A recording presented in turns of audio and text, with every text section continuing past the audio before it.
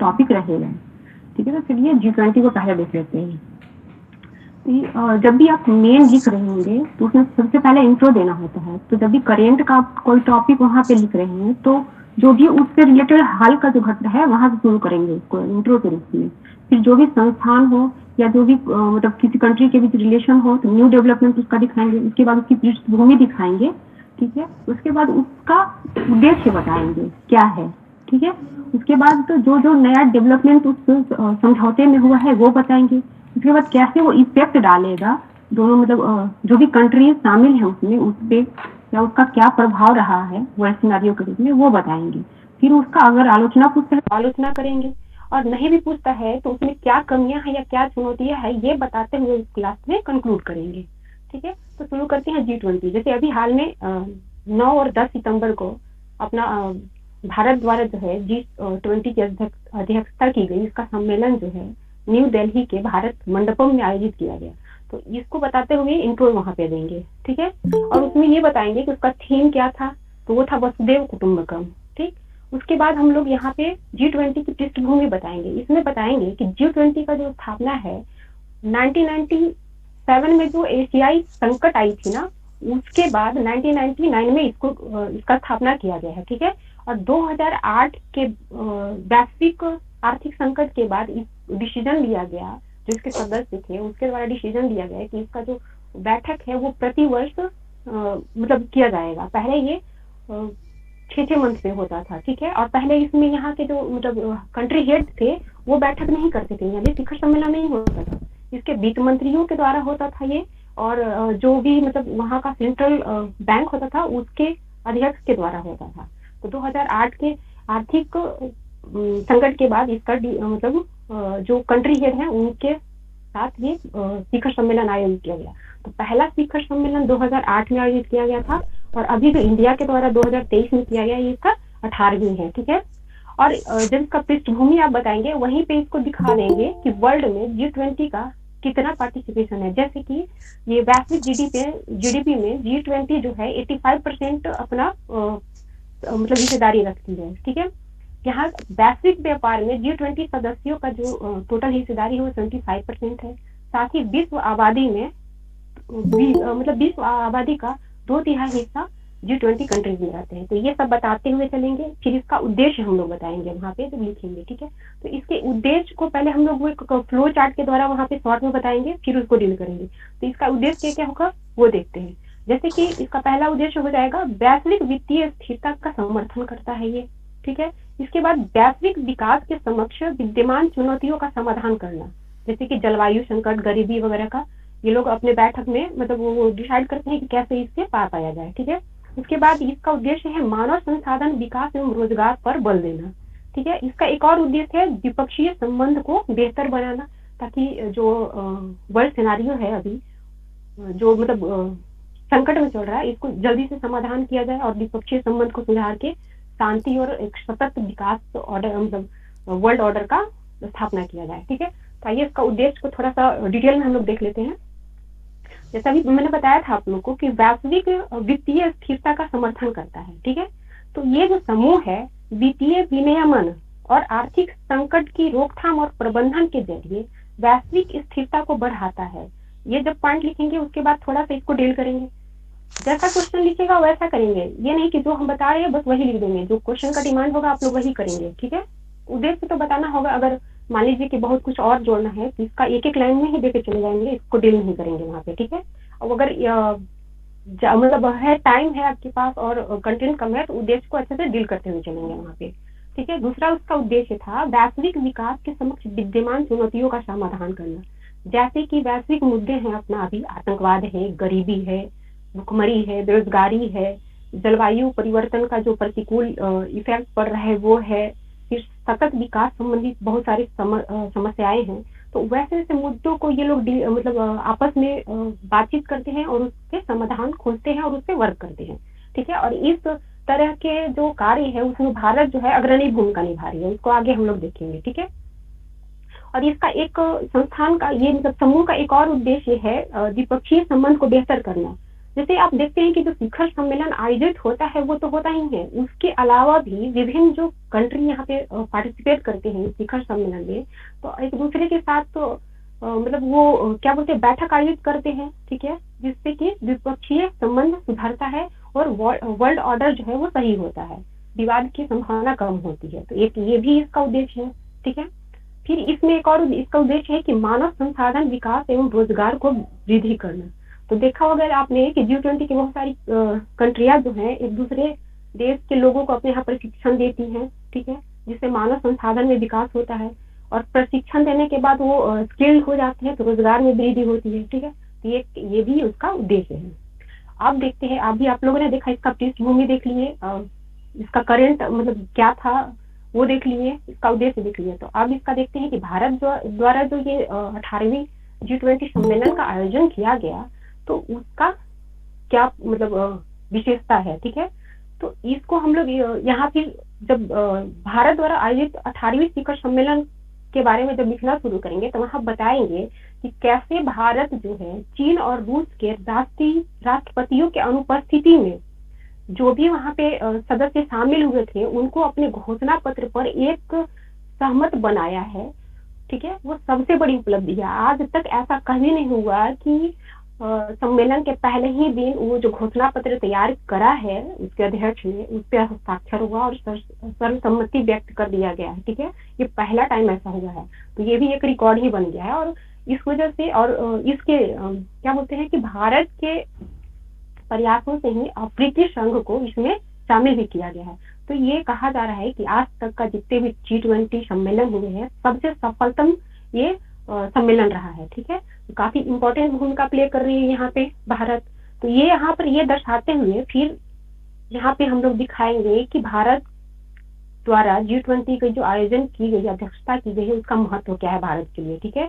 तो यहाँ पे उसको फिर उसके महत्व को 4-5 पॉइंट में हम लोग फ्लो चार्ट से दिखाएंगे, फिर उसको डील करेंगे। तो इसमें पहला हो जाएगा नेतृत्व क्षमता का प्रदर्शन। जिस तरह से भारत जो है जो ये रसिया यूक्रेन युद्ध को लेकर जो विवाद उत्पन्न हुआ है, पूर्व पश्चिम उत्तर दक्षिण जो विभाजन हुआ है और लोग एक दूसरे को मतलब समझाने में लगे हुए कि आप हमारी बात मानो, आप हमारी बात मानो, और इंडिया किसी का पक्ष ना लेते हुए अपना गुटनिरपेक्ष नीति को अपनाते हुए किस तरह से अपनी बातों को आगे बढ़ा रहा है, ठीक है, बिना दबाव का। तो एक सबसे बड़ी सफलता है इसका, कूटनीतिक सफलता है, ठीक है। तो इसमें ये दिखाएंगे कि लगभग 200 मतलब सम्मेलनों का आयोजन किया गया था इस अध्यक्षता के दौरान। कोई सम्मेलन जो है, किसी सम्मेलन का जो मतलब घोषणा पत्र है उस पर सहमति बनती थी सदस्य देशों के बीच, किसी में नहीं बनती थी। लेकिन जब फाइनल जो शिखर सम्मेलन हुआ तो वहां पे जितने भी कंट्री थे, सदस्य थे, सब सर्वसम्मति से इसके घोषणा पत्र को स्वीकृत किया है। तो यहाँ पे हम बताएंगे कि किस तरह से वो विभिन्न प्रकार के मुद्दों का सिलेक्शन किया, उससे बातचीत की, उसको आगे बढ़ाया और सर्वसम्मति बताया। तो ये एक बेहतरीन नेतृत्व क्षमता दिखाती है वर्ल्ड के सामने इंडिया का, और एक उसकी साख को भी मजबूत करती है, ठीक है। दूसरा देखेंगे कि भारत का जो है रोल जो है ग्लोबल साउथ लीडर के रूप में उभर कर आया है, ठीक है। देखते होंगे कि कोई भी वैश्विक मंच पे भारत जो है मतलब हमेशा ग्लोबल साउथ के बारे में आवाज उठाता है। और ये जो G20 का मंच जो इसकी अध्यक्षता मिली भारत को, वो इस मुद्दे को उठाने का सबसे बड़ा मंच था भारत के लिए, और इसका उपयोग इन्होंने बहुत बखूबी किया। और ग्लोबल साउथ कंट्रीज, जिसमें ये साउथ अफ्रीकन कंट्री भी हैं, उनको G20 के स्थायी सदस्य के रूप में लाया, मतलब शामिल कर लिया। तो ये सबसे बड़ी जीत है ग्लोबल साउथ, ये क्या बोलते हैं, ये ग्लोबल साउथ के लीडर के रूप में उभरना, ठीक है। तो ये दिखाएंगे। फिर यहाँ पे दिखाएंगे कि आर्थिक अवसर मिला है, जैसे विभिन्न प्रकार की आयोजन जो की गई है देश मतलब कंट्री के विभिन्न हिस्सों में, तो वहां पर इन्होंने अपने लोकल जो भी कल्चर था, टूरिज्म था, निवेश की संभावना था, उसको काफी हद तक प्रमोट किया है, और वो वर्ल्ड के जो लीडर है उनको प्रभावित भी किया है। तो इससे अपने यहाँ निवेश में वृद्धि होगी, टूरिज्म की वृद्धि होगी। तो ये भी एक काफी मतलब बहुत बड़ा आर्थिक अवसर प्रदान किया है G20 की अध्यक्षता इंडिया को, ठीक है। और नेक्स्ट में लिखेंगे कि भारत के प्रभाव में विस्तार हुआ है, ठीक है। इसमें बताएंगे कि इस सम्मेलन के माध्यम से भारत जो है प्रौद्योगिकी के क्षेत्र में अपनी प्रगति को वर्ल्ड को समझाने में सफल हुआ है। और वर्ल्ड लीडर जो थे वो काफी सॉफ्ट भी थे इंडिया में डिजिटली जो कैश ट्रांसफर हो रहे थे, लेन देन हो रहे थे, उसको देखकर। तो कई कंट्री जो है यहाँ की यूपीआई को इस समिट के बाद अपनाया भी है, और कई कंट्री जो है यहाँ के विशेषज्ञों से अपने यहाँ उस तरह का मतलब एक क्या बोलते हैं कि वो टेक्निक डेवलप करने के लिए सहयोग भी ले रहे हैं। तो ये जो है भारत के प्रभाव को वर्ल्ड में बढ़ाया है, इसका नतीजा भी आप लोग देख रहे हैं। ठीक है, और इसी में बताएंगे कि ये मतलब डिजिटली और मतलब इकोनॉमी से तो ये प्रभावित किया ही है, साथ में अपनी राजनीतिक जो क्षमता थी उससे भी प्रभावित किया है इन्होंने वर्ल्ड को। ठीक है, और नेक्स्ट में बताएंगे कि देशों के बीच आपसी विश्वास में वृद्धि हुई है। जैसे भारत की उदारवादी जो छवि है देशों के मध्य आम सहमति बनाने तथा पूर्व पश्चिम ध्रुवीकरण और उत्तर दक्षिण विभाजन को कम किया है। ठीक है, नहीं तो पहले क्या होता था कि यूरोपीय कंट्री जो थे वो ग्लोबल साउथ की कंट्री को निरंतर मानते थे, बट आज ऐसा नहीं है। भारत के प्रयास से वो भी सब सहयोग करके एक साथ चलने का मतलब प्रयास कर रहे हैं। ठीक है, तो ये भी हुआ है, आपसी मैं विश्वास में वृद्धि हुई है। जी बोलिए। जी मैम, इसको एक बार और एक्सप्लेन कर दीजिए, आपसे विश्वास में वृद्धि वाले को अच्छा, फिर से रिपीट। चलिए ठीक है। हाँ ठीक है, हाँ बताते हैं आपको इसमें प्रॉब्लम है। जैसे क्या होता था कि पहले यूरोपियन कंट्री या पश्चिमी कंट्री जो है पूर्व के कंट्री को निम्नतर मानते थे अपने आप से। ठीक है, और ग्लोबल साउथ में जो कंट्री आती है उसको भी वो कम आंकते थे और उनकी वैल्यू नहीं देते थे। जैसे कि साउथ अफ्रीका के बारे में कई बड़े सम्मेलनों पे, कई बड़े मंचों पर बहुत सारे नियम बनाए जाते थे, और उन नियमों से केवल साउथ अफ्रीकन कंट्री को जो है बस अवेयर कर दिया जाता था, उनको उस सम्मेलन में शामिल नहीं किया जाता था। ठीक है, तो जब से इंडिया का प्रयास मतलब किया गया इन कंट्री को साथ लेकर चलने के लिए, और इंडिया द्वारा जो नेतृत्व प्रदान किया गया, तो आज के डेट में जो है यूरोपियन कंट्री जो है ग्लोबल साउथ के कंट्रीज के साथ साथ ही ये पूर्वी कंट्री के साथ साथ चलने को तैयार है। ठीक है, तो ये जो है देश के बीच आपसी विभाजन जो था उसको कम किया है। ठीक है, समझ में आया? जी मैम। चलिए ठीक है। अब फिर ये तो हुआ मतलब इफेक्ट क्या डाला। ठीक है, इंडिया पर इफेक्ट इस क्या बोलते हैं मतलब इसकी अध्यक्षता का क्या पड़ा वो बताए हुआ ये। ठीक है, अब ये जो सम्मेलन हुआ इसके कुछ परिणाम रहे होंगे, तो उसके परिणाम को भी हम लोग 4-5 पॉइंट में देखते हैं क्या क्या होता है। तो उसको भी एक फ्लो चार्ट के द्वारा पहले हम लोग शॉर्ट में बताएंगे, उसके बाद उसको एक्सप्लेन करेंगे। जैसे कि परिणाम के रूप में नई दिल्ली घोषणा पत्र का जारी होना, भारत मध्य पूर्व यूरोपियन गलियारा निर्माण का प्रस्ताव मतलब समझौता होना, फिर ग्लोबल बायोफ्यूल्स अलायंस होना, G20 समूह में अफ्रीकी संघ का शामिल होना। ठीक है, फिर वैश्विक कौशल अंतरालों के मापन हेतु संकेतक निर्धारित करने का निर्णय लेना। तो ये इसके परिणाम है। अब इसमें देखते हैं कि क्या क्या इनिशिएटिव लिया गया है वो मतलब अध्यक्ष सम्मेलन के द्वारा।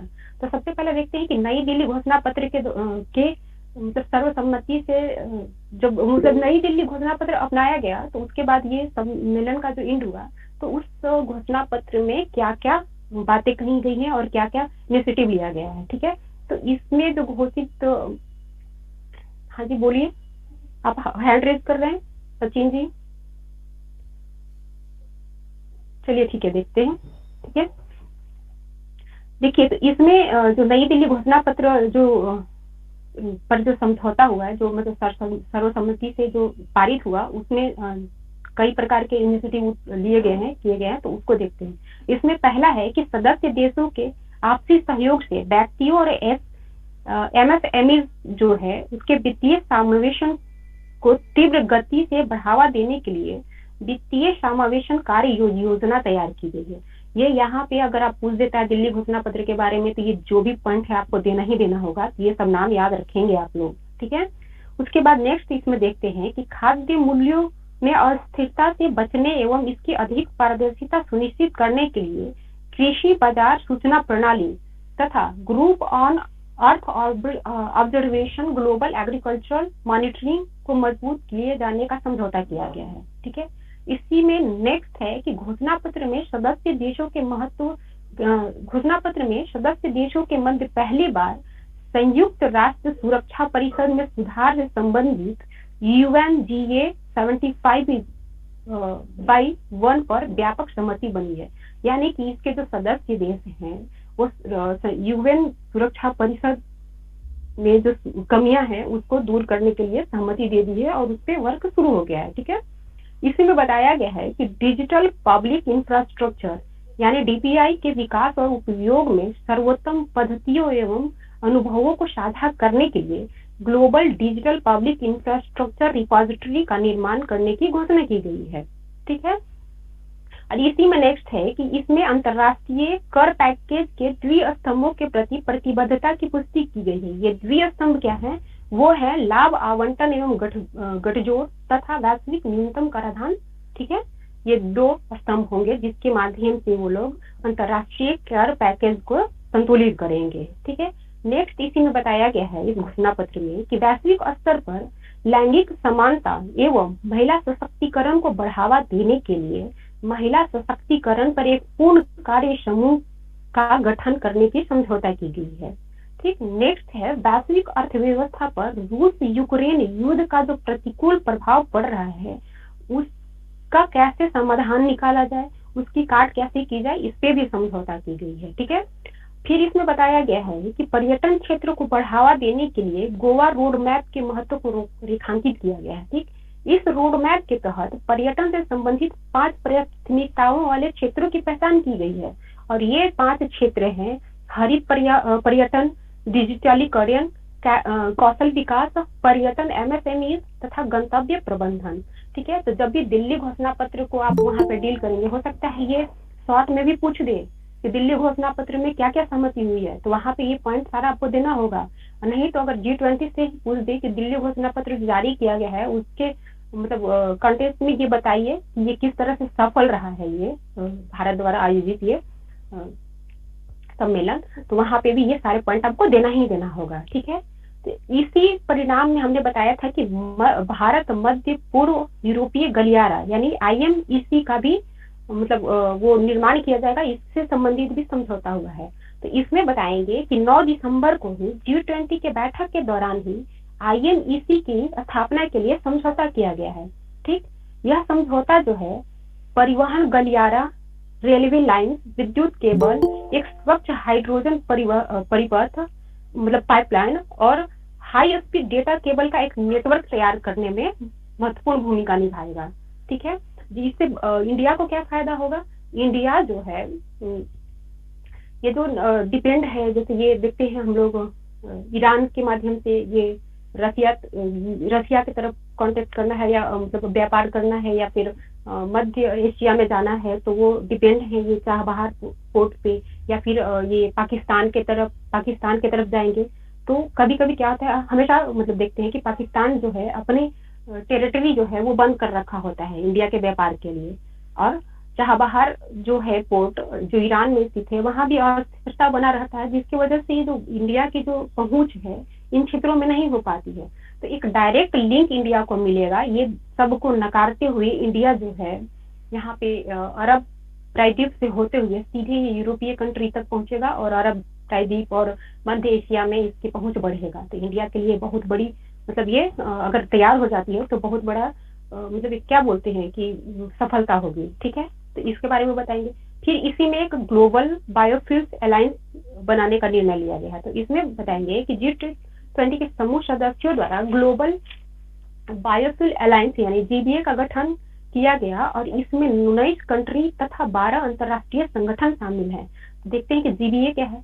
GBA का जो उद्देश्य है जैव ईंधन के उपयोग की दिशा में आगे बढ़ने और इसे व्यापक तौर पर अपनाने के लिए वैश्विक सहयोग को बढ़ावा देने वाले मंच के रूप में कार्य करना। ठीक है, तो इससे क्या होगा, अपना पर्यावरण असंतुलन जो है उसमें काफी हद तक मतलब उसको सुधारने का प्रयास किया जाएगा ये GBA के माध्यम से। ठीक है, तो इसको थोड़ा थोड़ा डील करते हुए हम लोग आगे बढ़ेंगे।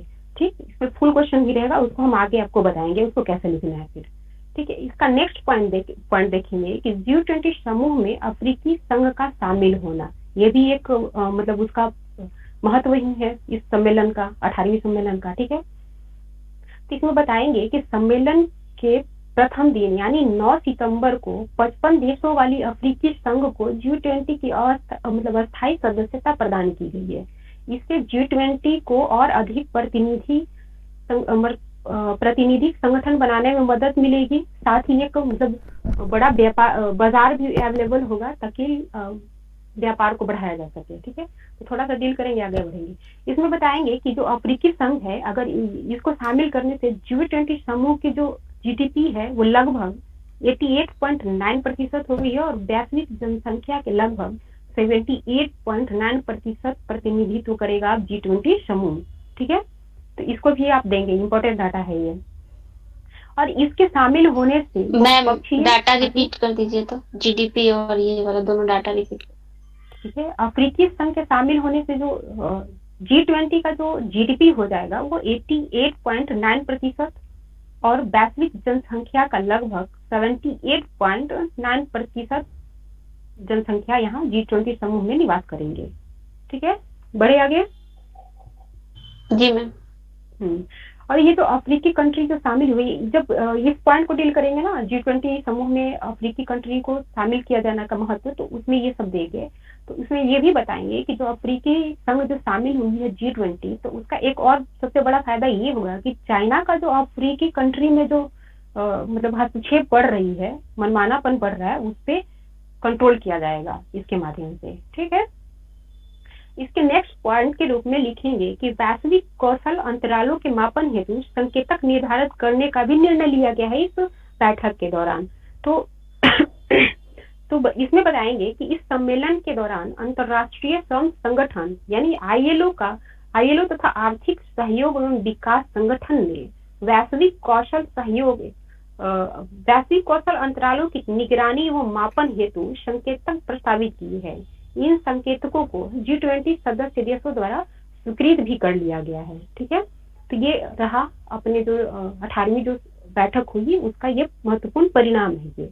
ठीक, अब यहाँ पर देखते हैं कि ये जो सम्मेलन हुआ वो समावेशी विश्व व्यवस्था के निर्माण में किस तरह का भूमिका निभाएगा। ठीक है, तो उसको भी देखते हैं। ध्यान रखिएगा, ये सीधा सीधा क्वेश्चन कुछ भी नहीं पूछेंगे, इसी टाइप से आपको तोड़ भर कर पूछेंगे, वहां पे आपको समझ के लिखना होगा।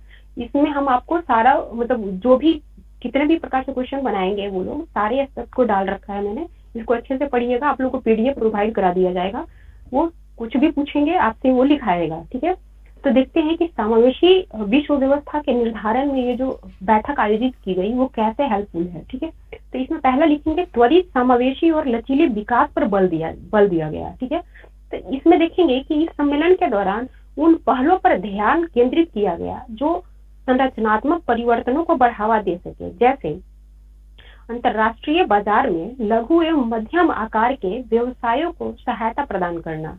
ठीक है, समावेशी कृषि मूल्य श्रृंखलाओं का निर्माण करना आदि। इसके माध्यम से जो समावेशी विश्व है इसका निर्माण किया जाएगा, तो इसलिए इस तरह के इनिशिएटिव पे ज्यादा फोकस किया गया है। ठीक है, उसके बाद इसका नेक्स्ट हो जाएगा कि वैश्विक शक्तियों के मध्य सहयोग। ठीक, दिल्ली जो घोषणा पत्र है उसमें सभी देशों की आम सहमति भारत के साथ वैश्विक परिदृश्य के लिए भी महत्वपूर्ण है, क्योंकि रूस यूक्रेन विवाद, जलवायु परिवर्तन एवं अन्य मुद्दों पर सदस्य देशों की सहमति लचीली विश्व व्यवस्था के निर्णयों में सहयोग देगा।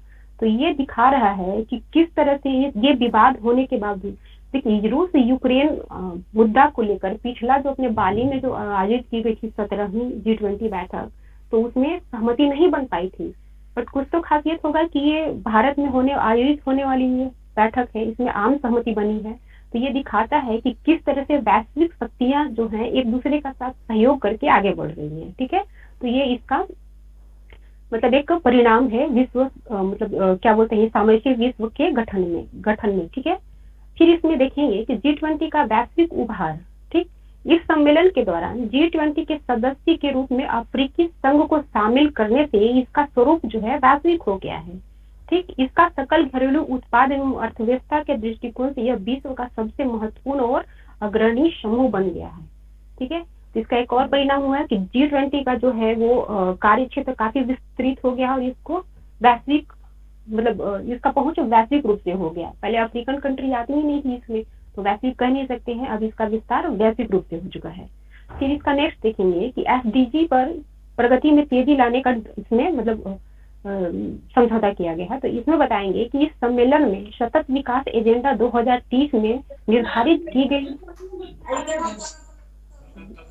ठीक, वो बंद कर लीजिए नैना जी, स्पीकर बंद कीजिए। ठीक है। तो देखते हैं एसडीजी पर इसके प्रगति में तेजी लाने का जो लक्ष्य निर्धारित की गई है उसको प्राप्त करने के लिए इनके सदस्य देशों द्वारा प्रतिबद्धता व्यक्त की गई है। इससे समावेशी विश्व व्यवस्था के निर्माण में काफी मदद मिलेगा।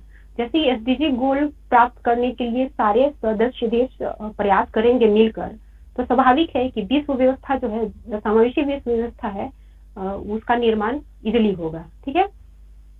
और इसमें एक और मतलब पॉइंट देंगे कि इस सम्मेलन के दौरान बहुपक्षीय संस्थाओं में सुधार करने की भी समझौता की गई है। ठीक है। तो इसमें बताएंगे कि मतलब वैश्विक संस्थान जैसे कि यूएन हो गया, मतलब यूएन के अस्थायी जो परिषद है वो हो गया, डब्ल्यूटीओ है, इस तरह की जो डब्ल्यूएचओ है, इस तरह की वैश्विक मतलब ऑर्गेनाइजेशन में हम लोग देख रहे हैं कि काफी कमियां हैं, वो निर्णय नहीं ले पाते हैं और आज के डेट में उनकी बातों को भी नहीं सुना जाता है कई कंट्रीज के द्वारा।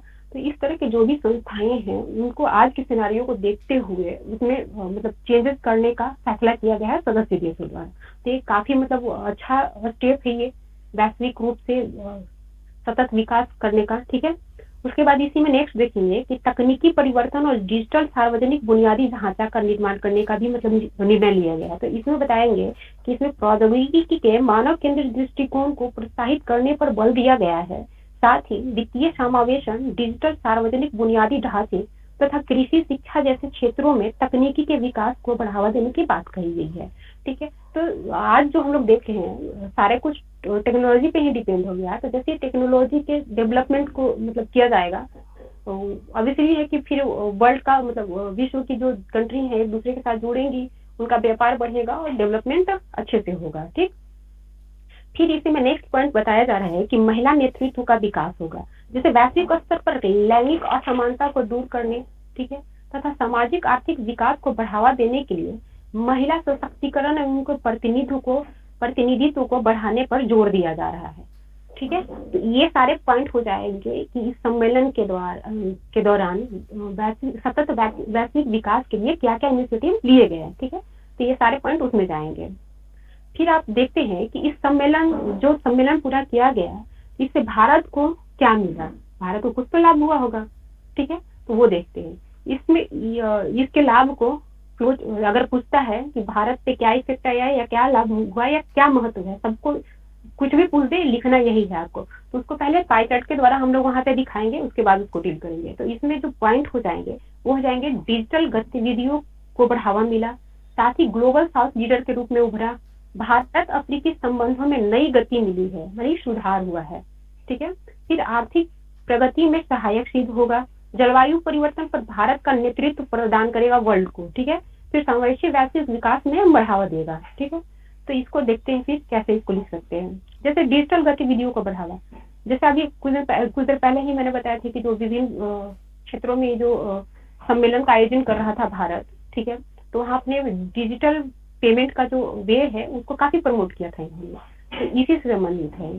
तो यहाँ पे बताएंगे कि सम्मेलन के दौरान भारत द्वारा अपने डिजिटल सार्वजनिक बुनियादी ढांचा को विश्व के सामने प्रमुखता से पेश किया गया।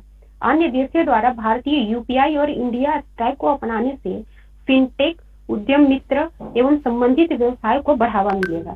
देखे होंगे कि जैसे ही इंडिया इस सम्मेलन के दौरान अपने डिजिटल जो बुनियादी ढांचा है उसको प्रमोट कर रहा था, तो कई कंट्रियों द्वारा यहाँ की यूपीआई को अपनाया गया है। जैसे उसमें है ये है अपना, ये क्या बोलते हैं, सऊदी अरब है, यूएई है, भूटान है। ठीक है।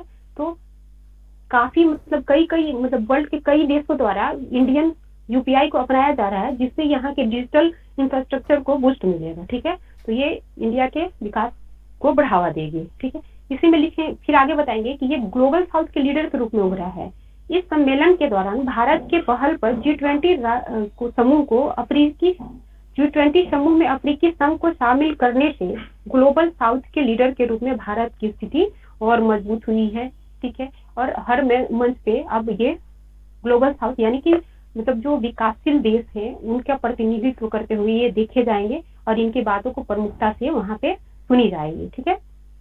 इसी में तीसरा देखेंगे कि भारत अफ्रीका संबंध को एक नई गति मिलेगी। भारत का अफ्रीका के साथ तो काफी पुराना संबंध है, ये काफी पहले से जुड़े हुए हैं। ठीक है। बट ये जो अफ्रीकी संघ को जो शामिल किया गया है भारत के पहल पे, तो अब इस जो संबंध है उसमें एक नई गति प्रदान की है ये, ठीक है। तो इसमें बताएंगे कि भारत एवं अफ्रीकी देशों के मध्य संबंधों में पिछले दशक में कई उतार चढ़ाव भी देखने को मिला है, बट अफ्रीकी संघ का इस समूह में शामिल हो जाने से ये जो भारतीय मतलब भारतीय संबंध है अफ्रीका के साथ, उसमें एक पुष्ट देखने को मिलेगा और ये भारतीय कूटनीति का एक अत्यंत के लिए एक महत्वपूर्ण सिद्ध होगा ये, ठीक है, अफ्रीकी संघ का शामिल होना। उसके बाद इसमें भारत के फायदे के रूप में ही अगला बताएंगे कि आर्थिक प्रगति में सहायक होगा ये, ठीक है। तो ये वो कैसे होगा वो देखते हैं। जैसे भारत में तीव्र गति से बढ़ती अर्थव्यवस्था के रूप में G20 समूह में महत्वपूर्ण भूमिका रखता है। इस सम्मेलन की अध्यक्षता में से भारत को अन्य देशों के साथ अपने आर्थिक संबंधों को मजबूत करने में मदद मिल रही है। इससे जैसे ही ये दूसरे कंट्री के साथ अपना इकोनॉमिक को बढ़ाएंगे, मतलब व्यापार बढ़ेगा इनका, तो आर्थिक वृद्धि होगी यहाँ पे। तो ये बता रहा है यहाँ पे कि इसके आर्थिक प्रगति में सहायक सिद्ध होगा ये अध्यक्षता, ठीक है। उसके बाद नेक्स्ट बताएंगे इसमें कि जलवायु परिवर्तन पर भारत का नेतृत्व। इसमें आप लोगों ने देखा होगा कि जलवायु परिवर्तन को रोकने के लिए कई कदम उठाए गए हैं भारत के द्वारा, और अन्य देशों को भी ये मतलब प्रेरित करता है कि आप भी इसका इनिशिएटिव लिए, और कई देशों द्वारा भारत द्वारा जो उठाए गए कदम है उसका अनुकरण कर वहां पे मतलब योजनाएं भी बनाई जा रही है, ठीक है। तो इस सम्मेलन के माध्यम से भारत जो है जलवायु परिवर्तन पर अंतर्राष्ट्रीय सहयोग प्राप्त करने में सफल रहा है। यहीं पे आप ये बता सकते हैं, जब ये पॉइंट डील कर रहे होंगे वहां पे, तो बिहार से रिलेटेड भी कुछ पॉइंट है जो आप दे सकते हैं इजली वहां पे। जैसे कि अभी यहाँ की जो जल जीवन हरियाली जो योजना है, उसको जो है अभी हाल में आयोजित ये COP28 का जो आयोजन किया जा रहा था, तो वहाँ पे उसको काफी मतलब प्रशंसा मिली है, और उस पर आधारित कई स्कीम कई देशों द्वारा लागू करने के लिए बात कही गई है। तो वो यहाँ पे दे सकते हैं आप, ठीक है। तो बिहार से रिलेटेड भी एक पॉइंट हो जाएगा यहाँ, ठीक। आगे देखते हैं कि समावेशी वैश्विक विकास को ये बढ़ावा देगी ये सम्मेलन। तो इसमें क्या लिख सकते हैं कि भारत अपनी अध्यक्षता में समावेशी विकास को प्राथमिकता देते हुए बुनियादी ढांचे के विकास, रोजगार सृजन और महिला सशक्तिकरण जैसे महत्वपूर्ण मुद्दों पर वैश्विक ध्यान आकर्षित करने में सफल रहा है। तो ये काफी सफल आयोजन रहा है भारत के द्वारा, जो कई तरह से भारत को प्रभावित करेगा, ठीक है। और इसी में इसकी चुनौती को कुछ देखते हैं। जो आलोचना अगर करना होगा तो लिखेंगे, नहीं भी करना होगा तब भी इसकी कमियां को बताते हुए इसको कंक्लूड करेंगे। तो जैसे इसकी कमियां के रूप में हो जाएगा कि ये जो समझौता है वो गैर बाध्यकारी है। मतलब इसका मतलब कहने का मतलब है कि इसका कोई अंतर्राष्ट्रीय कानून को ये फॉलो नहीं कर रहा है। इसके जो राजनीतिक प्रतिनिधित्व कर रहे हैं लोग, उस पर ये डिपेंड करता है वो माने या ना माने, ठीक है। तो इसलिए समझौता गैर बाध्यकारी ना होने की वजह से मतलब काफी कमजोर हो जाता है। उसके बाद प्रभावी शक्ति का अभाव है यहाँ पे, ठीक। और इसके जो सदस्य देश हैं उनकी हित जो है अलग अलग है और प्राथमिकताएं अलग अलग है। जैसे चाइना अपने लिए अलग सोचता है, रूस अलग सोचता है, और इन दोनों का शामिल ना होना भी वो दिखाता है कि किस तरह से ये मतलब कमजोर कर रही है इस समूह को, ठीक है। और भू राजनीतिक तनाव भी एक बहुत बड़ा मुद्दा है इस संगठन के लिए। जैसे अभी रूस यूक्रेन और फिर इजराइल हमास को लेकर काफी देश बटे हुए नजर आ रहे हैं, तो ये भी समूह को नकारात्मक रूप से प्रभावित करता है। फिर इसका चुनौती के रूप में देखेंगे कि वैश्विक चुनौतियों के प्रति अपर्याप्त प्रतिक्रिया है, ठीक है। ये जो भी अभी हाल का जो सिनारियो हो रहा है, तो इसके सदस्य देशों द्वारा जो है वो प्रतिक्रिया ही नहीं व्यक्त की जाती है, और व्यक्त भी की जाती है तो काफी नेगेटिव बोला जाता है, मतलब वन वे के टाइप से वो प्रतिक्रिया अपना व्यक्त करते हैं। तो ये भी काफी नेगेटिव है इसका। फिर इसमें सीमित जवाबदेही और पारदर्शिता की कमी भी दिखा सकते हैं। जैसे आप लोगों ने देखा होगा, जैसे इंडिया में ही आयोजित की जा रही थी ये जो मतलब क्या बोलते हैं बैठक, तो उसमें आप लोगों ने देखा होगा कि कई बैठकों में मीडिया को बाहर निकाल दिया जाता था, उनको उसकी जानकारी नहीं होती। तो ये भी एक बहुत बड़ा लैक है इस समूह के लिए, ठीक है, क्योंकि इसकी कार्यवाही को पूरी गोपनीय तरीके से अंजाम दिया जाता है। बहुत कम जो है वो मीडिया को या वैश्विक पटल पे वो रखा जाता है, तो ये बहुत बड़ी कमी है। और फिर बढ़ता संरक्षणवाद, जैसे अमेरिका अपने लिए है मतलब अपने डेवलपमेंट के लिए कैसे विकास करे, तो वो कभी देखते हैं कि इंडियन को बैन करते हैं, कभी आयात शुल्क को बढ़ा देते हैं, कभी निर्यात को बढ़ा देते हैं, मतलब अपने लिए ही सोच रहे हैं कंट्री अधिकतर। तो ये संरक्षणवाद को बढ़ावा दे रहे हैं, तो जो कि इसको बैडली इफेक्ट डालेगा, ठीक है। फिर इसको कंक्लूड कर देंगे आप लोग पॉजिटिव वे में जाकर। अब अगर क्या बोलते हैं, अगर इंडिया के बारे में ये पूछेगा तो उसके कंक्लूजन को भी इंडिया के परिप्रेक्ष्य में ही आप लोग वहां पे लिखेंगे। अब आइए देखते हैं कि G20 समूह में जो अफ्रीका संघ को शामिल किया गया है तो इसका प्रभाव क्या पड़ेगा। ठीक है, तो यहाँ पे आप बताएंगे, ठीक है, ये जब इसका इंट्रो लिखेंगे तो वहां पे आप बताएंगे कि G20 समूह के 18वीं शिखर सम्मेलन के दौरान भारत के पहल पर अफ्रीकी संघ को इस समूह का अस्थायी सदस्य बनाया गया। इससे इस समूह में दक्षिणी देशों का प्रतिनिधित्व बढ़ेगा, साथ ही यह समूह पहले से और अधिक मजबूत होगा और बड़ा होगा। ठीक है, क्योंकि अफ्रीकन यूनियन 55 देशों का एक ऐसा संघ है जिसमें दुनिया का लगभग 18% आबादी रहती है। ठीक, यह विश्व का लगभग 20% भू क्षेत्र है, मतलब रखता है अफ्रीकन यूनियन। साथ ही बताएंगे कि इसकी अर्थव्यवस्था जो है $7 ट्रिलियन है। यानी इसका जो भूमिका हम लोग लिखेंगे तो अफ्रीकन यूनियन के मतलब संदर्भ में ही इसको लिखेंगे। ठीक है, कि अगर इसको समूह में शामिल किया गया है तो G20 कैसे मतलब उसका उस पर कैसे इफेक्ट डालेगा। ठीक है, तो फिर इसको देखेंगे, फिर यहाँ पे बताएंगे कि इसके शामिल होने से क्या क्या प्रभाव पड़ेगा। तो उसको फ्लो चार्ट के माध्यम से बताएंगे कि भारत पे क्या प्रभाव पड़ेगा, अफ्रीकन कंट्रीज पे क्या प्रभाव पड़ेगा, साथ ही G20 समूह पे क्या प्रभाव पड़ेगा। तो आइए देखते हैं कि भारत को इसके शामिल होने से क्या क्या फायदा होने वाला है। तो 2 लाइन में यहाँ पे डील करेंगे, वही बताएंगे कि अफ्रीकन यूनियन का शामिल हो जाने से भारत कैसे मतलब इसका लाभ उठा सकता है। तो यहाँ पे बताएंगे कि जैसे भारत है जो है दक्षिण अफ्रीका के देशों को हमेशा से अपनी साझेदार और सहयोगी के तौर पर देखा है। जैसे घाना, तंजानिया, कांगो आदि में जो है बहुत बड़े पैमाने पे भारतीय मूल के मतलब वहाँ के नागरिक निवास करते हैं जो भारतीय मूल के हैं। ठीक है, जो काफी पहले अंग्रेजों के जमाने में वहाँ जाके बसे हैं। ठीक है, तो इससे क्या होगा कि ये समझौता जो हुआ है, मतलब ये जो शामिल किया गया है भारत के मतलब पहल पे, तो ये इन कंट्री के बीच जो है संबंध जो है और प्रगाढ़ होगा। ठीक है, तो ये दिखाएंगे वहां पे। फिर इसका नेक्स्ट पॉइंट लिखेंगे कि व्यापार में वृद्धि होगी, क्योंकि भारत एवं अफ्रीका पहले से ही व्यापार करते थे, लेकिन अब जो क्या है कि भारत इसको मतलब समूह में शामिल करा दिया है। अब इसको इंफ्रास्ट्रक्चर डेवलपमेंट के लिए कई प्रकार से लोन दिए जाएंगे, साथ ही अन्य कंट्री भी इसको खुलकर सहायता करेगी इस अफ्रीकन कंट्रीज को। तो व्यापार में वृद्धि होगी और भारत के पहल पे ऐसा हुआ है तो ये लोग प्रेफरेंस देंगे इंडिया को। तो यहाँ पे व्यापार और रोजगार में वृद्धि को भी ये दिखाएगा। ठीक है, इसी और नेक्स्ट में बताएंगे कि भारतीय विचारधारा जो है भारत की विचारधारा के तौर पर भी उनसे जुड़ा हुआ है। जैसे आप लोगों ने देखा होगा कि अपने महात्मा गांधी जो है साउथ अफ्रीका में 21 वर्ष बिताए थे और वहां की जो रंगभेद नीति जो थी, रंगभेद विरोधी जो आंदोलन था उसका खुले मन से समर्थन किया था और उसमें उन्होंने अफ्रीकन को का साथ देते हुए उनके जीत को सुनिश्चित भी किया था। ठीक है, और कोरोना के समय भी इंडियन गवर्नमेंट के द्वारा लगातार उन अफ्रीकन कंट्रियों को हेल्प पहुंचाया गया था। अभी भी कुछ भी होता है तो इंडियन गवर्नमेंट हमेशा उनके साथ खड़ी हो जाती है।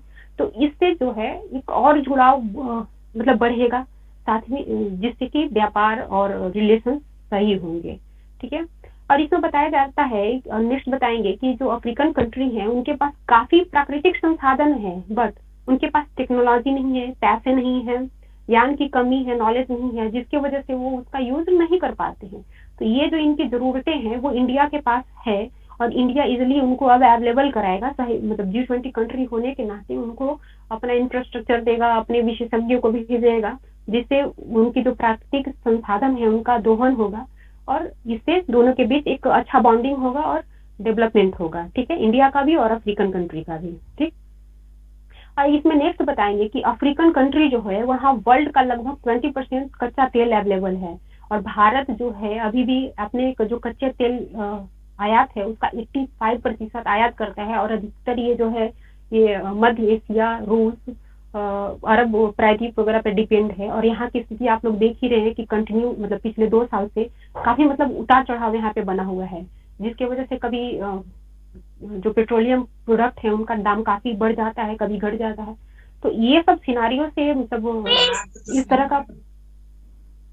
तरह का वो विवाद उत्पन्न ना हो, तो उसके लिए जो है भारत जो है एक महत्वपूर्ण तेल आयातक के रूप में अफ्रीकन कंट्री को मतलब सहयोग कर वहां से अगर तेल अपना आयात करने लगे तो इस तरह के सिचुएशन से लड़ने में काफी फायदा होगा और इंडियन को भी फायदा होगा कि कम प्राइस पे यहाँ पेट्रोलियम प्रोडक्ट अवेलेबल होंगे। ठीक है, और ऊर्जा जरूरतों को आसानी से पूरा किया जा सकता है। साथ ही ये क्या बोलते हैं कि अफ्रीकन कंट्री में खाद्य असुरक्षा बहुत देखा जाता है। तो भारत जो है यहाँ पे सरप्लस जो हमारे यहाँ जो ये फूड ग्रेन प्रोडक्शन होता है उसका यूज करके वहाँ पे खाद्य सुरक्षा प्रदान करेगा, जिसकी वजह से दोनों के रिलेशन को काफी हद तक सुधारा जा सकता है। इसके नेक्स्ट पॉइंट में हम लोग बता सकते हैं कि भारत द्वारा कई अफ्रीकन देशों में कृषि यंत्रों को दिया जा रहा है, जैसे ट्रैक्टर दिया जाता है और कई तरह के जो भी कृषि यंत्र है वहाँ प्रोवाइड कराया जाता है इंडिया के द्वारा, ताकि ये देश जो है पारंपरिक खेती, अभी भी वहाँ पे पारंपरिक वैसे ही खेती होता है क्योंकि उनके पास नॉलेज की कमी है और साथ ही कृषि यंत्रों की कमी है। तो इंडिया प्रयास करता है कि वैसी कंट्री को अपना विशेषज्ञों के माध्यम से नॉलेज प्रोवाइड कराया जाए, अपने मतलब पैसे लगाकर वहाँ पे कृषि यंत्र प्रोवाइड कराया जाए, जिससे वो आधुनिक तरीके से खेती करें। ठीक है, तो ये जो मतलब इनिशिएटिव है इंडियन गवर्नमेंट की, वो भी दोनों के बीच जो संबंध है वो सुधारने में काफी हद तक महत्वपूर्ण भूमिका निभाएगा। ठीक है, इसी में बताएंगे कि भारत खुद को ग्लोबल साउथ के नेता के तौर पर प्रोजेक्ट कर रहा है तथा इस क्षेत्र में चीन को चुनौती दे रहा है। तो ये भी एक इंडिया के मतलब इंडिया के तरफ एक काफी अच्छा सराहनीय कदम है ये। यहाँ पे चीन के मनमानी को रोकने में इंडिया सफल रहा है एक ग्लोबल साउथ के नेता के तौर पर। ठीक है, इसी में बताएंगे कि अफ्रीका को सालाना $100 बिलियन के इंफ्रास्ट्रक्चर डेवलपमेंट की जरूरत है, जिसे अकेले चाइना नहीं पूरा कर सकता है। ठीक है, तो अतः अन्य देशों के साथ जो भारत है वह वहां निवेश करेगा और चीन के दबदबा को कम करने में सहयोग करेगा। तो ये हो गया ग्लोबल साउथ का G20 समूह में शामिल होने से भारत पे क्या क्या प्रभाव पड़ेंगे। ठीक है, इसी प्रकार के प्रभाव जो है G20 समूह के लिए भी होगा। तो आइए उसको देखते हैं, G20 समूह को क्या फायदा मिलेगा। तो अफ्रीका का इसमें शामिल होने से G20 को निम्न प्रकार से सहयोग मिलेगा या फायदा मिलेगा, उसको देखते हैं। अफ्रीका में विश्व के 60% नवीकरणीय ऊर्जा संसाधन मौजूद हैं। साथ ही नवीकरणीय और निम्न कार्बन प्रौद्योगिकियों के लिए महत्वपूर्ण 30% से अधिक खनिज संसाधन है वहाँ। तो ये जो स्थिति है अफ्रीका का, वो जलवायु परिवर्तन को प्रभावित करने वाले जो कारक हैं उससे लड़ने में काफी सहायक सिद्ध होगा। तो ये सबसे बड़ा इफेक्ट है वर्ल्ड पे ये अफ्रीकन समूह का। ठीक है, और सबसे बड़ी जो समस्या है उसी का समाधान है इनके पास काफी हद तक। ठीक है, नेक्स्ट इसमें देखेंगे कि G20 में अफ्रीकी संघ को शामिल किए जाने से समावेशी और न्याय संगत समाधान तैयार करने के लिए G20 की क्षमता को बढ़ावा मिला है। ठीक है, अब ये G20 जो है क्या बोलते हैं, समावेशी और न्याय संगत जो समाधान तैयार करता है वर्ल्ड के लिए, अब उसका पहुंच अफ्रीकन कंट्री तक हो गया है। ठीक है, जिससे इसका दायरा विस्तृत हुआ है। इससे G20 की नीतियों और निर्णयों की विश्वसनीयता बढ़ेगी, यानी G20 की जो विश्वसनीयता है वो काफी बढ़ जाएगी। ठीक है, नेक्स्ट इसी में देखेंगे कि इस कदम से G20 को अधिक प्रतिनिधित्व वाला संगठन बनाया है। अफ्रीकन यूनियन यानी 55 कंट्री G20 में शामिल हुआ है, तो इसका प्रतिनिधित्व बढ़ा है कि नहीं बढ़ा है, बढ़ गया है। ठीक है, तो वही बता रहा है ये। साथ ही यह जो G20 को एक निष्पक्ष, अधिक समृद्ध और संधारणीय विश्व निर्माण का साधन बनाता है। ठीक है, फिर इसी में नेक्स्ट बताएंगे कि G20 सदस्यों को बड़े बाजार की उपलब्धता होगी जो आर्थिक विकास में सहायक सिद्ध होगी। तो ये रहा 4-5 पॉइंट जो है वो G20 समूह के लिए महत्वपूर्ण है। ठीक है, अब देखते हैं कि इसका अफ्रीकी कंट्री पे क्या इफेक्ट आएगा। तो उसके इफेक्ट के रूप में हम लोग बताएंगे कि वैश्विक कर सुधार एवं ऋण राहत, जलवायु परिवर्तन आदि जैसे वैश्विक मुद्दों पर चर्चाओं में अफ्रीकी देश को अधिक नेतृत्व प्रदान होगा। साथ ही उनके विचारों पर प्रभावी तरीके से गौर किया जाएगा। जैसे मैंने पहले बताया था कि जो बड़े बड़े मंच हैं, वैश्विक मंच हैं, उसमें जो है अफ्रीका से संबंधित निर्णय तो लिए जाते थे, बट इनको शामिल नहीं किया जाता था वहां पे सम्मेलन में। तो अब ये जब G20 में शामिल हो गए हैं, तो अब इनको सारे वैश्विक मंच पर प्रतिनिधित्व करने का मौका मिलेगा। साथ ही ये जो उपाय सुझाएंगे वहां पे या अपने जो विचार रखेंगे उन पर जो है प्रभावी तरीके से गौर किया जाएगा। ठीक है, तो ये बहुत बड़ा फायदा हुआ है अफ्रीकी कंट्रीज को। ठीक है, इसमें बताएंगे कि विभिन्न प्रकार के आर्थिक, सामाजिक, राजनीतिक असंतुलन दूर होगा जो हम लोग देखते थे। जैसे अफ्रीकन कंट्री काफी मतलब आर्थिक रूप से, सामाजिक रूप से, शैक्षणिक रूप से पिछड़ा है, तो जिसकी वजह से जो राजनीतिक असंतुलन व्याप्त है उसको दूर करने में काफी फायदा होगा। ठीक है। इसमें बताएंगे कि अब तक इसके भविष्य पर होने वाले चर्चाओं के परिणाम में इन्हें उपलब्ध तो करा दिया जाता था, बल्कि इनकी सक्रिय भागीदारी नहीं होती थी। जिस ये जो सिचुएशन है उसमें अब बदलाव देखने को मिलेगा। इसी में नेक्स्ट बताएंगे कि अफ्रीकी संघ एक संसाधन संपन्न संघ है। यहाँ पर निवेश बढ़ने से क्रांतिकारी परिवर्तन देखने को मिलेगा और इनका जो मतलब असंतुलन, जो विकास रुका हुआ है आर्थिक सामाजिक, वो काफी मतलब देखने को मिलेगा। और यहाँ के नागरिक जो हैं अपने क्या बोलते हैं कर्तव्यों और अधिकारों को जानेंगे और अपने लिए खड़े होंगे। जैसे अभी आप लोगों ने देखा होगा कि कई बार इनके कंट्रीज में सैन्य शासकों के द्वारा तख्ता पलट कर दिया जाता है, या और अभी सुना होगा कि कुछ कंट्रीज में फ्रांस जो है अभी भी वहां पर लोगों को मतलब अपने अनुसार जीने को विवश करता है। तो वो सब दूर होंगे और ये लोग अपने मन से अपने ये कानून बनाएंगे और अपने तरीके से जिएंगे। तो ये काफी डेवलपमेंट होगा मानवता के लिए भी। ठीक है, तो इस तरह से हम लोग देखें G20 का जो समिट हुआ उसका कितना इफेक्ट है, किस तरह से वो प्रभावित कर रहा है। ठीक है, तो ये हो गया। अब इसमें किसी भी टाइप का क्वेश्चन पूछेगा आप लोग वहां इजिली लिखेंगे 69 मेंस देने वाले। ठीक है, तो अब इसका पीडीएफ आप लोग को दे दिया जाएगा, वो संस्थान से कांटेक्ट कर लेंगे, सर आपको प्रोवाइड करा देंगे। चलिए नेक्स्ट इसी में देख लेते हैं वैश्विक जैव ईंधन गठबंधन। ये भी काफी इंपॉर्टेंट है। अभी देख रहे हैं ऊर्जा सुरक्षा को लेकर कितना वैश्विक असंतुलन बना हुआ है। ठीक, तो उसी से रिलेटेड ये है और ऊर्जा से संबंधित क्वेश्चन रहते भी है, तो हो सकता है ये शॉर्ट या लॉन्ग फॉर्म में पूछ दे आपसे। तो एक बार आप लोग इसको भी देख लें। इसमें इसका जब इंट्रो लिखेंगे तो वहां पर बताएंगे कि 9 सितंबर 2023 को नई दिल्ली में G20 शिखर सम्मेलन के अवसर पर भारत की पहल पर वैश्विक जैव ईंधन गठबंधन यानी GBA लॉन्च किया गया। इसका जो उद्देश्य है जैव ईंधन के उपयोग को बढ़ावा देने वाली मंच के रूप में कार्य करना तथा जैव ईंधन क्षेत्र में प्रगति और इसके व्यापक रूप से अपनाने के लिए वैश्विक सहयोग को प्रोत्साहन करना है। ठीक है, और इसमें मतलब इसी में बताएंगे कि वर्ष 2015 में पेरिस में आयोजित COP21 सम्मेलन में लॉन्च किए गए अंतर्राष्ट्रीय सौर गठबंधन के बाद GBA जो है भारत के नेतृत्व वाला दूसरा बहुपक्षीय मंच होगा। तो इस पॉइंट को भी आप वहां देंगे। ठीक है, फिर यहाँ पे हम लोग जब इसको लिखेंगे, ये क्वेश्चन पूछेगा लॉन्ग फॉर्म में, तो हम लोग को यहाँ पे जैव ईंधन क्या होता है वो बताना होगा। सबसे पहले जब इसका इंट्रो दे लेंगे और इंडिया का किस तरह का भूमिका है वो बता देंगे, तो जैव ईंधन क्या होता है ये बताएंगे वहां पे। तो देखिए जैव ईंधन के बारे में बताएंगे कि जैव ईंधन नवीकरणीय ऊर्जा ईंधन है। इसे फसल अपशिष्ट, वनस्पति अपशिष्ट और नगर पालिकाओं से जो निकलने वाली ठोस अपशिष्ट जैसे बायोमास से प्राप्त किया जाता है। ठीक, इसका उपयोग परिवहन में डीजल एवं पेट्रोल के स्थान पर अथवा इसके साथ मिश्रण में किया जाता है। ठीक, अब यहाँ पे जैव ईंधन के प्रकार के बारे में बढ़ाएंगे। तो इसका 4 पीढ़ी अभी तक आया हुआ है। इसको मतलब फ्लो चार्ट के रूप में वहां दिखा देंगे इसका प्रकार, प्रथम पीढ़ी, द्वितीय पीढ़ी, तृतीय पीढ़ी और चतुर्थ पीढ़ी के रूप में। तो प्रथम पीढ़ी का जो जैव ईंधन है उसके बारे में देखते हैं। मतलब इसमें ये जो है प्रथम पीढ़ी का जो जैव ईंधन है वो चीनी, मक्का, स्टार्च जैसे खाद्य पदार्थों से प्राप्त किया जाता है और इससे उच्च कार्बन और ग्रीन हाउस गैसों का उत्सर्जन होता है।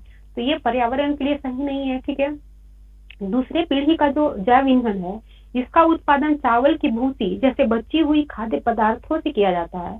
प्रथम पीढ़ी के जैव ईंधन से कम ग्रीन हाउस गैस का उत्पादन इससे होता है। ठीक है, फिर तृतीय पीढ़ी, इसमें जो है शैवाल जैसे सूक्ष्म जीवों से उत्पादित किया जाता है इसको, और यह कार्बन न्यूट्रल ईंधन के रूप में जाना जाता है।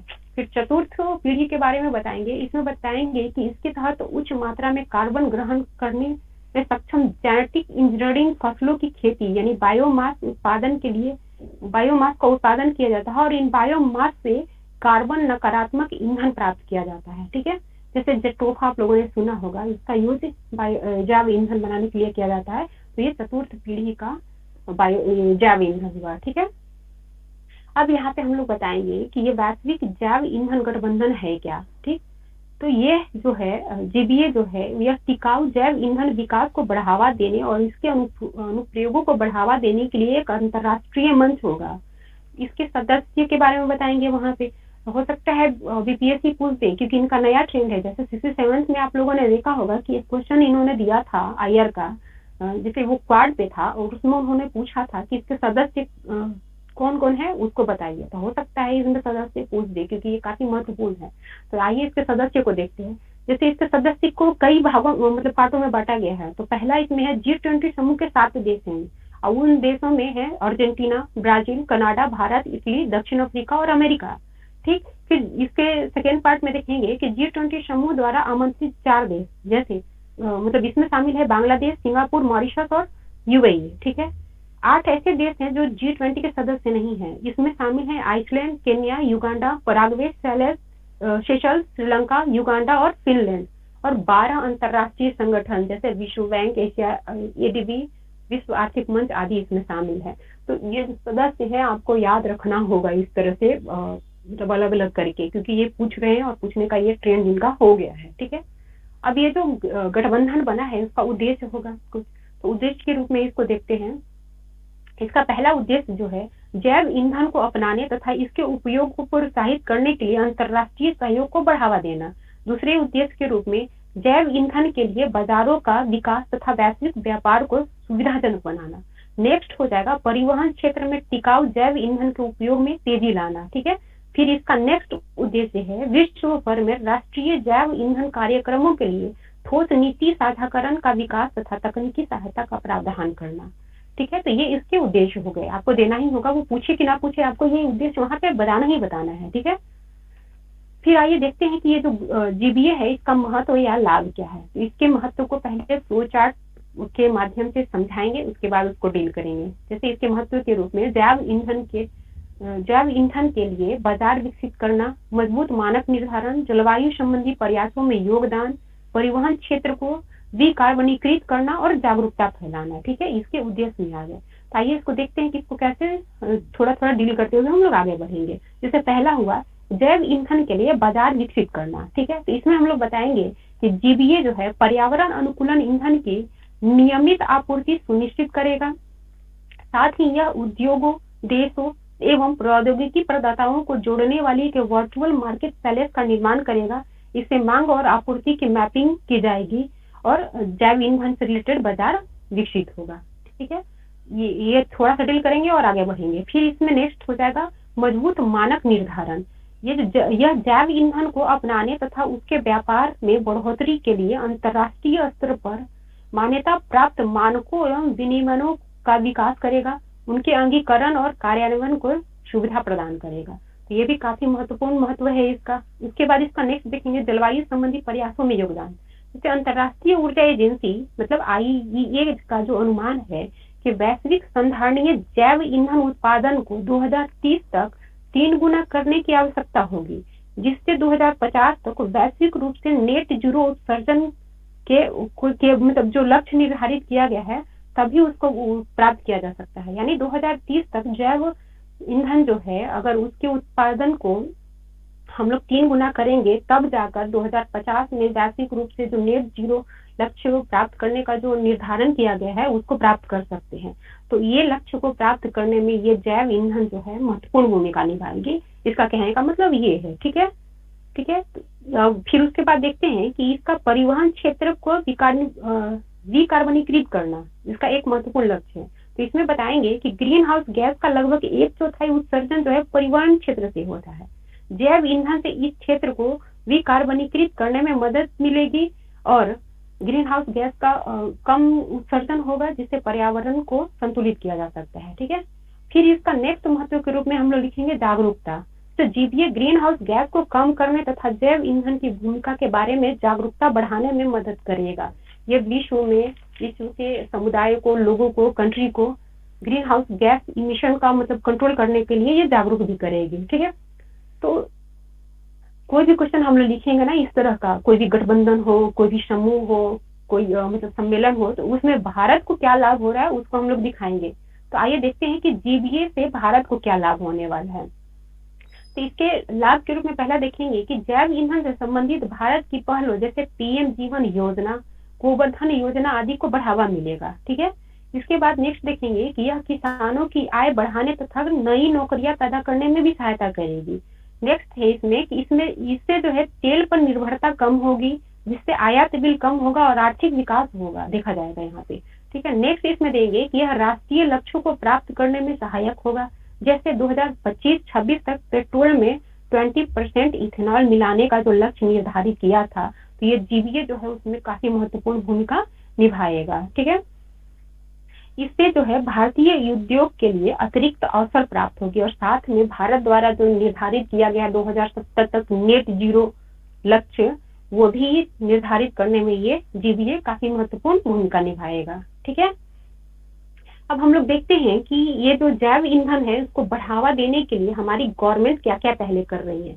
तो पहले सेंट्रल गवर्नमेंट से संबंधित स्कीम को लिखेंगे, उसके बाद स्टेट गवर्नमेंट से संबंधित स्कीम को लिखेंगे। तो देखते हैं कि केंद्र सरकार द्वारा जैव ईंधन को बढ़ावा देने के लिए क्या क्या इनिशिएटिव लिए जा रहे हैं। तो उसमें पहला बताएंगे sustainable alternative towards affordable transportation पहल। ठीक है, उसके बाद है गोवर्धन योजना, समर्थ योजना, जो इसमें जो समर्थ योजना है उसमें कृषि अपशिष्टों का उपयोग कर जैव ईंधन का निर्माण किया जाता है। उसके बाद देखेंगे नेक्स्ट जैव ईंधन पर राष्ट्रीय नीति 2018, फिर प्रधानमंत्री जीवन योजना। ठीक है, इथेनॉल सम्मिश्रण योजना है ये, जो 2025 तक 20% इथेनॉल मिश्रण का लक्ष्य रखता है। तो ये सेंट्रल गवर्नमेंट के द्वारा जैव ईंधन, हाँ ठीक है लिखिए, पहला है sustainable alternative towards affordable transportation पहल। ठीक है, दूसरा हो जाएगा गोवर्धन योजना, तीसरा हो जाएगा समर्थ योजना, जिसमें कृषि अपशिष्टों का उपयोग कर जैव ईंधन का निर्माण किया जाएगा। ठीक है, चौथा हो जाएगा जैव ईंधन पर राष्ट्रीय नीति 2018, फिर है प्रधानमंत्री जीवन योजना। ठीक है, नेक्स्ट हो जाएगा इथेनॉल सम्मिश्रण योजना, इसके तहत 2025 तक 20% इथेनॉल मिश्रण का लक्ष्य निर्धारित किया गया है। ठीक है, लिख लिए, आगे बढ़े। जी बिल्कुल। चलिए ठीक है, फिर देखते हैं बिहार गवर्नमेंट इसके लिए क्या कर रही है। तो बिहार गवर्नमेंट का है इथेनॉल प्रोत्साहन नीति 2021 और बिहार बायोफ्यूल्स उत्पादन प्रोत्साहन नीति 2023। ठीक है, अब यहाँ पे आप देखेंगे कि ये बायोफ्यूल से रिलेटेड ये स्कीम है और इंडिया में इस पे समझौता गठबंधन किया गया है। तो आप लोग बिहार बायोफ्यूल ये उत्पादन प्रोत्साहन नीति 2023 है, इसको भी काफी अच्छे से करिएगा, शॉर्ट में ये पूछ सकते हैं। ठीक है, क्योंकि ये बिहार गवर्नमेंट का है स्पेशली। ठीक, चलिए नेक्स्ट अब इसमें देखते हैं कि जीबीए के समक्ष चुनौतियां क्या होंगी। ठीक है, तो इनके चुनौतियों को पहले शॉर्ट फॉर्म में दिखते हैं हम लोग, क्या बोलते हैं ये चार्ट के माध्यम से दिखाएंगे, उसके बाद इसको डील करेंगे। तो इसके चुनौतियों के रूप में हो जाएगा कि स्पष्ट परिभाषा का अभाव है, प्रौद्योगिकी हस्तांतरण संबंधी चुनौतियां भी हैं, भू राजनीतिक प्रतिस्पर्धा, धीमी वृद्धि और उत्पादन संबंधी चुनौतियां भी देखने को मिलती है। तो इसमें इसको जब डील करेंगे तो इसको देखिए कैसे लिख सकते हैं। जैसे स्पष्ट परिभाषा का ना होना, अभी जो हमारे यहाँ नवीकरणीय ईंधन क्या है इस पर सर्वसम्मति का अभाव है, यानी अलग अलग कंट्री में इसको अलग अलग तरीके से परिभाषित किया जाता है, तो एक स्पष्ट परिभाषा का अभाव है। ठीक है, और कई देश जो है इसको मतलब कई देश जो है जैव ईंधन को नवीकरणीय ऊर्जा मानते भी नहीं है, जो कि सबसे बड़ी चुनौती है जीबीए के लिए। ठीक है, फिर प्रौद्योगिकी हस्तांतरण संबंधी चुनौतियां, कई जो विकसित देश है वो अग्रणी प्रौद्योगिकी तकनीक को साझा नहीं करना चाहती है, जिससे इसके विकास में समस्या उत्पन्न होगी। फिर भू राजनीतिक प्रतिस्पर्धा, जैसे ऐसा आशंका है कि तेल उत्पादक देश जैसे जीबीए के पक्ष में न आए, क्योंकि इससे ऊर्जा संसाधन पर उनके वर्चस्व में कमी आएगा। जैसे कि आपने देखा होगा कि रूस, चीन, सऊदी अरब आदि वगैरह जो है, जो मतलब जिनके यहाँ तेल का मतलब भंडार ज्यादा है, तो वो जीबीए में शामिल नहीं हुए। तो ये भी एक चुनौती है, इनका शामिल ना होना भी एक चुनौती ही है जीबीए के लिए। ठीक है, फिर इसमें चुनौती के रूप में धीमी वृद्धि देखेंगे। जैसे इसमें बताएंगे कि सौर एवं पवन ऊर्जा जैसे नवीकरणीय संसाधनों की तुलना में जैव ईंधन को अपनाने में पर्याप्त तेजी नहीं देखी जा रही है, जो कि एक बहुत बड़ी समस्या है इसके लिए। ठीक है, फिर इसका नेक्स्ट जो चुनौती के रूप में उत्पादन संबंधी हो जाएगा चुनौती। ठीक है, तो इसमें बताएंगे कि गुणवत्तापूर्ण कच्चे माल की सीमित उपलब्धता जैव ईंधन के उत्पादन में खाद्यान्न के इस्तेमाल से खाद्यान्न उत्पादन एवं कीमतों पर प्रभाव, बदलता फसल पैटर्न आदि जैव ईंधन उत्पादन में एक बहुत बड़ी समस्या है। जैसे देखे होंगे कि इसमें जैव ईंधन के प्रोडक्शन में खाद्यान्नों का उपयोग किया जाता है, जैसे भूसी का, छोटा-छोटा वो जो अनाज टूट जाते हैं उनका यूज़ किया जाता है, तो कहीं-कहीं तो इनके साबुत अनाज का भी उपयोग किया जाता है। तो इससे जो है खाद्यान्न की मतलब कमी देखने को मिलेगी। जहाँ कमी है वहाँ पे इसके प्रोडक्शन इफेक्ट आएँगे। जो अपना जो फसल पैटर्न चेंज हो रहा है तो वो भी इसको प्रभावित करेगी। तो यही बताना चाह रहे हैं कि उत्पादन संबंधी जितने भी हर्डल्स हैं रास्ते में, तो एक सबसे बड़ी चुनौतियाँ हैं, ठीक है? तो इसको फिर इसको कंक्लूड करेंगे इसका बताने के बाद, तो उसमें बता सकते हैं कि जीबीए फोरम को एक स्थिर मंच के रूप में सीमित नहीं होना चाहिए, इसको और डेवलप करना चाहिए। अभी इसमें देखें कि 19 कंट्री और 12 वैश्विक संस्थाएं शामिल हैं, तो काफी सीमित दायरा है, तो वही बताता है कि इसको मतलब और विस्तृत करना चाहिए, ठीक है? इसमें लघु और मध्यम अवधि में हासिल किए जाने वाले विशिष्ट लक्ष्य निर्धारित किए जाने चाहिए। साथ ही इसका तात्कालिक उद्देश्य बायोमास आपूर्ति श्रृंखला को मजबूत करना होगा ताकि इसके विकास को और अच्छे से मतलब देखा जाए, ठीक है? तो आज ये रहने देते हैं, ठीक है? काफी लंबा टाइम हो गया है, फिर कल या परसों आप लोग को ये आईएमएसी जो कॉरिडोर है वो बताया जाएगा, फिर जातिगत जनगणना, मतलब कुछ और भी नेक्स्ट जो हाईलाइटेड टॉपिक है जिसको 69 में पूछने की संभावना ज्यादा है तो उसको करा दिया जाएगा, ठीक है? किन्हीं को कोई प्रॉब्लम है क्या जो अभी मैंने बताया उसमें कुछ पूछना है किन्हीं को? कब मिलेगा? क्या बोल रहे हैं? आपका आवाज क्लियर नहीं आ रहा है। पीडीएफ कब मिलेगा मैम? पीडीएफ, हाँ पीडीएफ आप लोग को प्रोवाइड करा दिया जाएगा, आप लोग सर से कांटेक्ट कीजिए, वो आपको प्रोवाइड करा देंगे, ठीक है? और कोई इशू? चलिए ठीक है, फिर आज इतना ही रहने दिया जाए, ठीक है? ठीक है, गुड नाइट मैम। ठीक है, good night all of you. Good night ma'am.